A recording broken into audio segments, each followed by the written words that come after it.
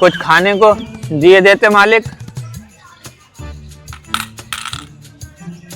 बताओ क्या टाइम आ गया है, देश का युवा तक भीख मांग रहा है। कैमरामैन आओ, इसका इंटरव्यू लेता हूँ। क्या आपके पैर खराब हैं? नहीं, रास्ते में कील पड़ी थी, वो भुग गई, हवा लेकर लगाई। 10 रुपए दे दो, हवा पड़वाऊंगा। क्या पागल हो गए हो? ये कैसी बातें कर रहे हो आप? अबे तुम भी तो उल्टी बातें कर रहे हो। पैर खराब है तभी तो खिचड़ के चल लिया हूँ। अच्छा, डॉक्टर कुछ कह रहा है? ना, डॉक्टर कुछ ना करिया। ये इस्तेकार का लौंडा 3 दिन से लंगड़ा कह रिया मुझे। अयो जरा मारेंगे ऐसे, अयो। अरे मेरा मतलब है। बस तुम मुझे कांटेक्ट तक उठा लियो, मैं मारूंगा उसे। अबे तेरा दिमाग तो सही है।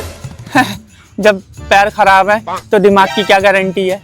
यार मेरी नजर में एक डॉक्टर है, तू मेरे साथ दिल्ली चल। वहाँ से यहाँ तक आए, गिट्टियों ने एक चूतड़ा हमारा खुरद दिया। तुम तो चाह रहा हमारे दोनों चूतड़ा खुरद जाएं।